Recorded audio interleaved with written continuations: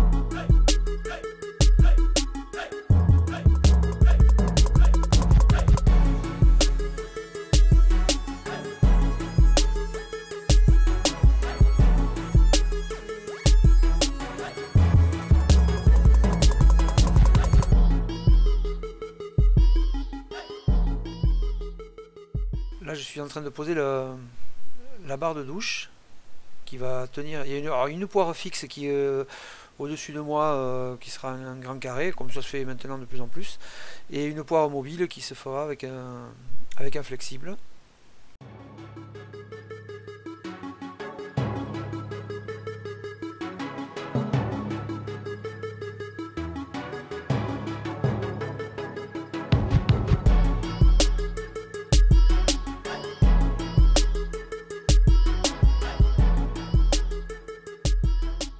Alors le rendu est plutôt pas mal, je trouve. La paroi de douche est arrivée. Bon, avec le confinement, ça va peut-être être compliqué d'aller la chercher, mais je vais essayer de la récupérer la semaine prochaine et je vous montrerai la pose et puis je vous montrerai quand ça sera fini, puisque je pense que la semaine prochaine, on attaquera les finitions de la totalité. Au moins de la douche, au moins de la salle de la cuisine. Le salon, j'ai juste le lino à mettre au sol et puis faire un caisson qui s'ouvre pour cacher la chaudière, puisqu'il faut pouvoir y accéder en cas de dépannage. Donc je mettrai avec 2 plaques de mélamine et blanc, je pense, sur charnière, qui puissent s'ouvrir et qu'on puisse accéder. Tout ça, ce sera dans la prochaine vidéo de la semaine prochaine. Dans la cuisine, j'ai mis sur le plan de travail parce que j'étais pas très content de ma découpe. Donc je voulais pas laisser un petit joint silicone qui laissait apparaître ces éclats. Donc j'ai mis une baguette qu'on met sur les plans de travail exprès là, avec 2 lèvres en caoutchouc au-dessus et en dessous. Dans l'angle là, j'ai même pas mis la barre en alu. J'ai directement mis du silicone et ça va très bien.